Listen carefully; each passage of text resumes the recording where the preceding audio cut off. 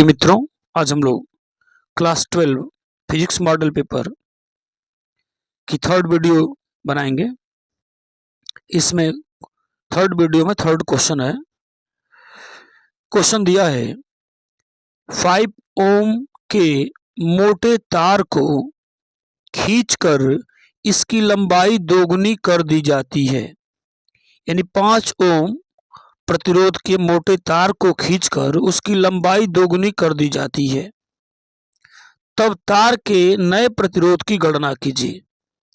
यानी क्वेश्चन में आपको दे दिया है कि शुरू में प्रारंभ में जो मोटा तार था उसका प्रतिरोध R1 5 ओम है और बाद में तार को खींचकर उसकी लंबाई को दोगुना कर दिया गया है, तो प्रतिरोध पूछ रहा है कि नया प्रतिरोध कितना होगा। यह नया प्रतिरोध यानी R2 पता करना है। लंबाई बता दिया कि बाद में लंबाई दोगुनी कर दी गई है, तो मान लीजिए शुरू में लंबाई L1 यानी L है और L2 जो है उसकी दोगुनी हो जाती है, तो इसको हम 2L कर लेंगे। यहाँ अब ये सारी चीजें हमको दी गई, R1 दिया है, R2 पता करना है, L1 है और L2 है। हमारे पास जो फार्मूला है प्रतिरोध और लंबाई के मामले में, तो इस चीज को ध्यान देंगे। अगर प्रतिरोध और लंबाई का मामला है तो उसके लिए एक फार्मूला हम इस्तेमाल करते हैं, R1/R2 इक्वल L1/L2 होल का स्क्वायर। तो R1 आपको दे दिया 5, R2 आपको पता करना है, L1 बता दिया L है और L2 जो है उसकी दोगुनी है यानी 2L है।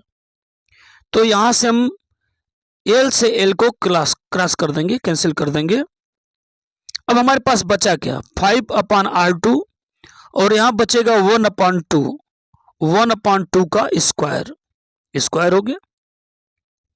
अब ये 5/R2 है और ये हो जाएगा 1/4, 1 का स्क्वायर 1 ही रहेगा, 2 का स्क्वायर 4 हो जाएगा।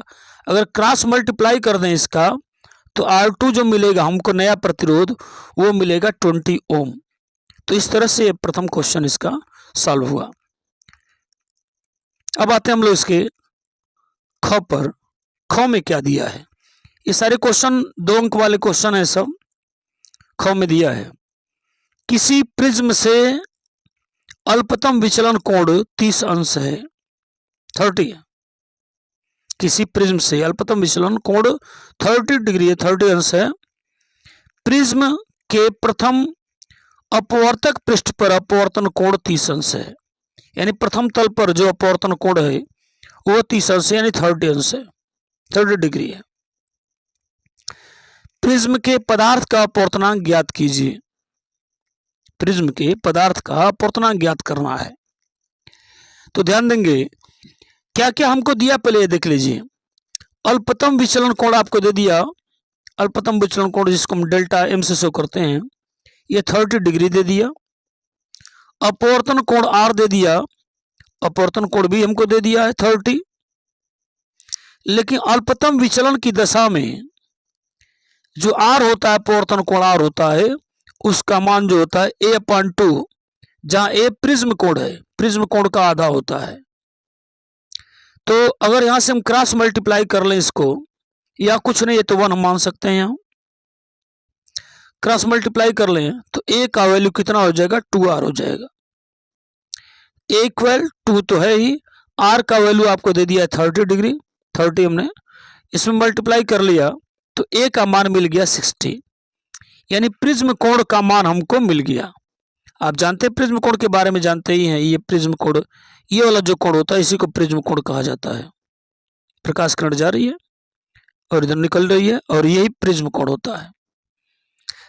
अब हमको प्रिज्म के पदार्थ का अपवर्तनांक ज्ञात करना है। तो अपवर्तनांक N इक्वल, फार्मूला हमारे पास है sin A plus delta M upon 2 upon whole का अपान है sin A/2। यहां देखेंगे sin A का वैल्यू हमें अभी निकाला है 60 और प्लस जो अल्पतम विचलन है डेल्टा M वो भी 30 है अपॉन 2 होल का अपान sin A का वैल्यू 60 देख ही रहे हैं आप, 60/2 हो जाएगा। इस तरह से मिला हमको क्या, N इक्वल, यानी अपवर्तनांक N बराबर क्या मिला हमको, sin 90/2 अपॉन, और इसको कैंसिल कर देंगे तो 30 आ जाएगा, 30।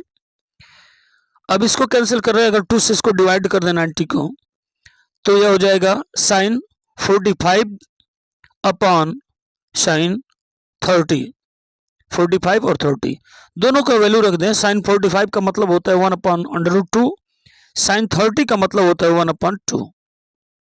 तो इस तरह से n इक्वल कितना हो जाएगा, ये ऊपर का जो भिन्न है 1/√2 है ये, और बाद वाले भिन्न को गुणे का चिन्ह देके उल्टा कर दिया जाता है। अब क्या मिला हमारे पास, ये मिला 2/√2। चूंकि अपान में √2 है, इसको हटाने के लिए √2 से ऊपर नीचे दोनों में गुणा हमने कर दिया। ऊपर हो जाएगा 2/√2 और नीचे √2 का √2 में मल्टीप्लाई करोगे तो ये 2 हो जाएगा। तो ऊपर हो गया 2/2/2। 2 से 2 को कैंसिल कर दिया तो n का एक वैल्यू कितना आया, √2, और √2 का वैल्यू क्या होता है 1/1.414। तो इस तरह से यह अपवर्तनांक हमको मिल गया। उम्मीद करते हैं दोनों क्वेश्चन आसानी से समझ में आ रहे होंगे।